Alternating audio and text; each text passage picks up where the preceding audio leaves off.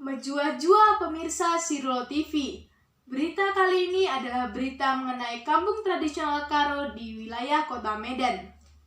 Di Deli Hulu ada 4 kerajaan Karo atau yang biasa disebut dengan Urung. Yang salah satunya adalah Urung 10-2 Kuta. Lauci adalah ibu negeri Urung ini. Tulisan ini mengisahkan perjalanan pemimpin redaksi Sora Sirlo, Ita Apulina Tarigan, mengunjungi Lauci pertama kalinya pada tahun 2005 dan berbincang-bincang dengan keluarga keturunan Sibaya Lauci. Lauci Sungai Siput, kampung tradisional Karo di Ketiak, Medan Metropolitan, oleh Ita Apulina Tarigan.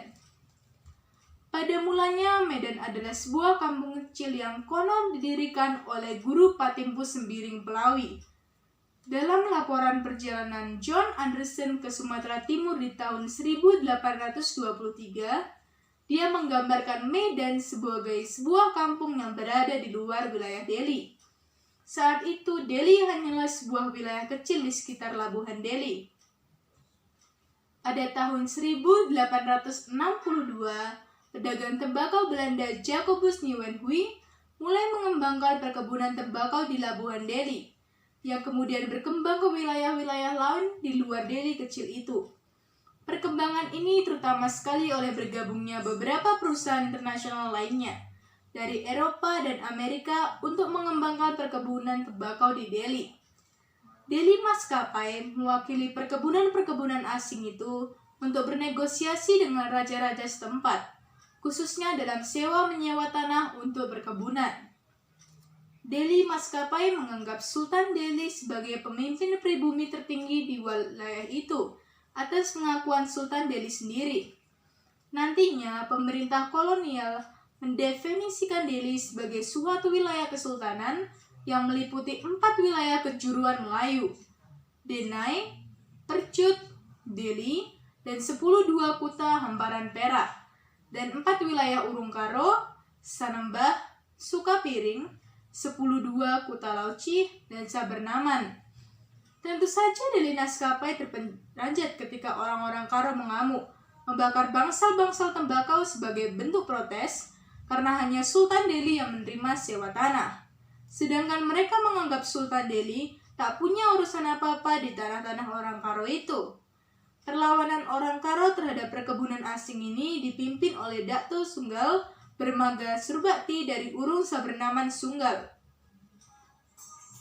Sunggal sebagai kampung Karo di wilayah Kota Madya Medan sekarang ini telah cukup banyak diketahui oleh orang-orang Karo, terutama oleh tulisan T. Lukman Sinar Esa di majalah Prisma beberapa tahun silam serta tulisan-tulisannya yang lain tentang perjuangan Datuk Sunggal melawan penjajah. Lain halnya dengan Lauci yang menjadi ibu kota Urung 10-2 Kuta Lauci. Tak begitu banyak dikenal. Ke arah laut, Urung 12 Kuta Lauci berbatasan dengan 12 Kuta Hamparan Perak. Di Sungai Sikambing ke arah gunung, dia berbatasan dengan 12 Kuta Kabanjahe di Laut Petani, dekat penatapan Perbidaga Jong Daulu, Jalan Medan Brastagi, yang nantinya menjadi perbatasan antara Kabupaten Deli Serdang dengan Kabupaten Karo. Latar belakang sejarah itu membawa kami tertarik menjenguk sebentar keadaan Lauci sekarang ini. Jalan ke Lauci. Hujan semalaman bersambung hingga pagi. Tidak begitu deras, tapi butirannya cukup besar. Dijamin tak sampai 3 menit bakal basah kuyup. Setelah menunggu 30 menit dari jam 9 pagi, hujan agak reda. Aku pun berangkat menuju Lauci, yang katanya pernah menjadi ibu kota Urung 10-2 Kuta. Angkot yang kutumpangi kuminta berhenti di sebuah papan nama bertuliskan YPKP Lauci. Sehari sebelumnya, aku bertanya pada beberapa supir angkot untuk memastikan lokasi Kuta Lauci. Jalan berbatu-batu kususuri dengan beragam rumah gedung di kiri kanan jalan. Sedikit pun tidak kutemui tanda-tanda bahwa itu Lauci. Ini adalah sebuah kuta. Penasaran, aku bertanya kepada seorang bapak tua. Apakah Kuta Lauci masih jauh? Tanyaku. Kujakin atendu. Iseken Daramendu, responnya. Kuta lauci silit ije geritan si bayak lauci, kataku. Salah kamenakku, enda lau si cimbaru. Arah enda pe banci tuhu. Tapi, melu-elu ndalana, ia kari tendu. Madin kamku simpang gardu. Melalaja beca, katanya menerangkan. Rekaikin atendu kuja, tanyanya lagi. Nungkun-nungkun saja ngepa, ugange turin-turinna kuta lauci enda ateku, jelasku. Akhirnya kami menumpangi angkot yang sama. Aku turun terlebih dahulu. Sebelum berpisah dia sempat berpesan. Daramendu kari ijah gelarna Bapak Seriana Purba. Ia tahna kerina karena lauci enda, katanya. Bujur pak, kataku sambil berlalu. Menumpang becak aku menuju kuta lauci, menyusuri jalan becak dan lengket. Sesekali menahan nafas ketika ban motor lengket dan tidak berputar. Terlebih ketika melewati jembatan papan di atas sungai kecil. Rasanya jembatan itu pas sekali dengan badan becak. Kami melewati sebuah beko yang disapu tanah merah di tengah lapangan yang luas. Menurut abang becak, lapangan itu akan dijadikan perumahan mewah. Becak melaju, bertemu pertigaan, kami belok kiri persis di bawah pohon rambe. Aku berhenti di sebuah warung kecil dan menanyakan alamat Bapak Seriana Purba. Dia tidak ada di rumah, dia ada di tempat anaknya. Kamu sudah lewat tadi, katanya. Akhirnya aku berbalik arah menuju jalan tadi dan berhenti di sebuah tempat bermain biliar. Menjua-jua salamku kepada seorang anak perana yang berdiri di pintu. Menjua-jua, isi Daramendu, balasnya. Bulang Bapak Seriana dai ateku turang. Oh, sebelah enak iya, sembari tangannya menuju sebuah pintu yang terbuka. Bujur, jawabku lagi. Aku berdiri di depan pintu. Di hadapanku duduk bersila seorang kakek berkacamata dengan rokok di tangan. Seorang nenek datang bertanya, "Kain dai, bulang Bapak Seriana dai ateku ni?" Jawabku. "Enda jelmana, mari kurumahkan," sambutnya. "Kaikin dai atendu," tanya bulang itu ramah.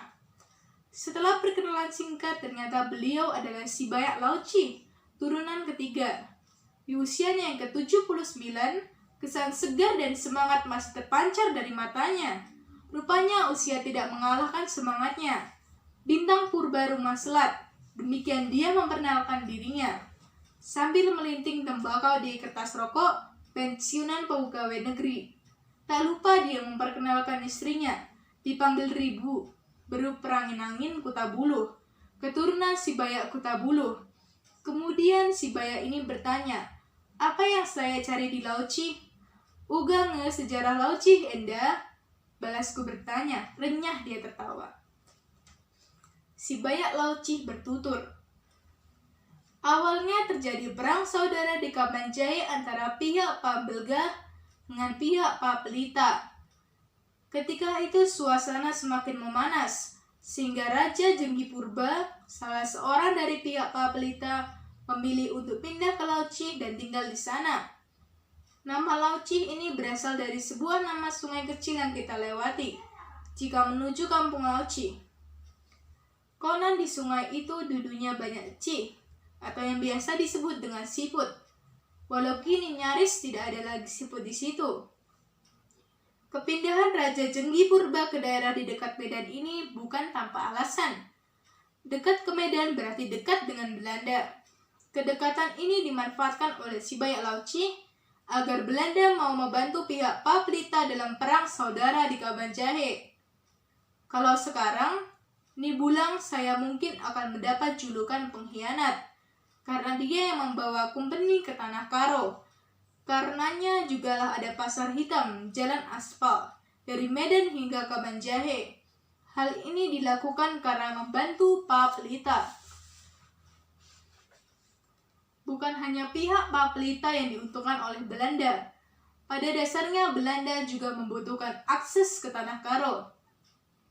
Sehingga ketika Belanda sudah mulai berkuku di Tanah Karo, beberapa kerabat dari Raja Jenggi Purba diangkat menjadi pejabat tinggi yang turut menentukan kebijaksanaan pemerintahan di Tanah Karo. Salah satunya adalah Ngasup Purba, yang kemudian diangkat menjadi jaksa di Tanah Karo. Sebagai jaksa, Ngasup Purba diberi wewenang untuk menentukan siapa yang menjadi Sibayak di Tanah Karo. Selain raja berempat, Sibayak Lingga, Sibayak Barus Jahe, Sibayak Suka, dan Sibayak Sarinembah, kemudian Hari Ngasup Purba mengangkat seorang Sibayak lagi, yaitu Kaling Bubunya sendiri, yang kemudian dikenal dengan Sibayak Kuta Buluh. Demikian juga dengan halnya Raja Jenggi Purba. Kedekatannya dengan Belanda membawa kemajuan kepada dirinya dan Kuta Lauci. Kala itu Lauci dikelilingi perkebunan tembakau.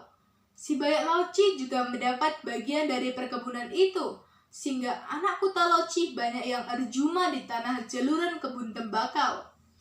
Sibayak Lauci juga bertanggung jawab atas kebun. Selain dekat dengan Belanda, Sibayak Lauci juga dekat dengan beberapa sultan Melayu, antara lain Sultan Serdang, Langkat, Deli, dan Siak. Selain itu, Sibayak Lauci juga Kaling Bubu ke Sultan Hamparan Perak. Salah satu yang jelas saya ingat soal kedekatan Nibulang dengan Sultan Siak adalah soal pedang. Ketika itu ada pedang yang bersarung. Pedangnya tinggal di Lauci dan sarungnya pada Sultan Siak. Cuma saya tidak tahu di mana sekarang pedang itu berada. Saya juga ingat cara duduk Nibulang. Dia tidak bisa duduk bersila. Duduknya seperti orang hendak sembahyang, seperti orang-orang Melayu itu. Ketika Lauci adalah kampung yang hidup perekonomiannya. Sebagai salah satu jalur utama kereta api jurusan Pancur Batu Medan, maka setiap kereta yang lewat diwajibkan untuk berhenti di Lauci. Persis seperti stasiun pembantu sekarang, penumpang kereta api dapat naik turun di sini. Seperti lazimnya di perkebunan, judi juga marak di sekitar Lauci. Dulunya juga ada sebuah sekolah Belanda di Lauci. Seiring dengan waktu, sekolah itu runtuh dan sekarang sudah dijadikan ladang. Sibayak Lauci terkenal murah hati.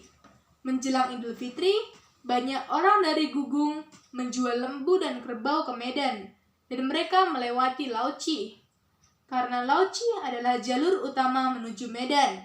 Terkadang para penjual lembu beristirahat di sini. Terkadang juga ikut berjudi. Malahan ada yang sampai habis-habisan hingga tidak punya uang lagi. Kalau sudah begitu, mereka datang ke rumah Nibulang dan minta makan di situ. Nibulang selalu terbuka untuk tamu-tamunya, sehingga orang tidak segan minta tolong. Tidak hanya itu, kadang karena terlalu asik bermain judi, para pedagang tidak sadar kalau lembu atau kerbaunya sudah gagah tanaman orang lain dan juga tanaman kebun. Agar sang pemilik tidak marah, biasanya Sibayak Lauci mengatakan kalau lembu atau kerbau itu adalah miliknya. Karena segan, tentu saja orang-orang itu tidak jadi marah. Mungkin itu sebabnya Sibayak Lauci tidak ikut igelah di zaman revolusi dulu. Dikaruniai dengan 7 orang anak, 6 diantaranya laki-laki, seperti layaknya Sibayak yang lain. Akhirnya Sibayak Lauci turun kepada putranya yang pertama, yaitu Penaden Purba yang dikenal dengan Sibayak Lauci. 2. Sayang sekali Sibayak yang 2 ini tidak lama memerintah. Akibat candu beliau meninggal dunia. Bapak tua kenal candu dari Belanda. Efeknya sama dengan narkoba. Karena begitu candunya, tengkorak kepalanya sampai putih. Kemudian jabatan Sibayak dilanjutkan oleh anaknya, Nagri Purba. Hingga akhirnya setelah Indonesia merdeka, perlahan-lahan jabatan Sibayak menghilang. Menjenguk kampung Lauci. Didampingi salah seorang cucu Sibayak Lauci, aku kembali ke kampung Lauci. Dengan becak motor, kembali kami susuri jalan lengket dan berair. Persis di depan Geriten kami berhenti. Saya mengambil beberapa foto di depan Geriten yang sudah dibangun dari semen. Geriten ini sudah direnovasi 2 kali. Terakhir 5 tahun yang lalu, kata Aris. Giritan lama terbuat dari kayu dan ijo. Tak jauh di depan Giritan ada sebuah jambur. Di dalamnya banyak anak perempuan yang sedang bermain lompat tali ditonton beberapa bocah laki-laki. Dengan berjalan kaki, aku meninggalkan Aris menuju pohon rambe di persimpangan jalan. Simpang 3 dulunya bekas tempat berhenti kereta api dan juga bekas bangunan sekolah. Tidak terlihat sama sekali kalau dulunya Lauci adalah sebuah kampung yang semarak. Kubuatkan lagi beberapa foto. Berdiri di simpangan jalan, ku coba bayangkan Lauci zaman dulu dengan si bayaknya. Lamunanku terputus. Tiba-tiba Aris datang dengan becanya dan minta maaf karena membuatku menunggu lama. Roda beca tidak mau berputar. Kami berdua mengais lumpur merah di roda beca dengan potongan kayu. Beca melaju lagi, tapi lamunanku masih tertinggal di Lauci. Kamu tradisional Karo di ketiak metropolitan. Mata pencaharian utama adalah berkebun pisang dan buah-buahan lainnya. Dibungkus bangunan-bangunan hotel, restoran, dan cukup modern sepanjang jalan Legend Jamin Gintings, antara medan pancur batu yang kulintasi hampir setiap hari dari depan kampusku.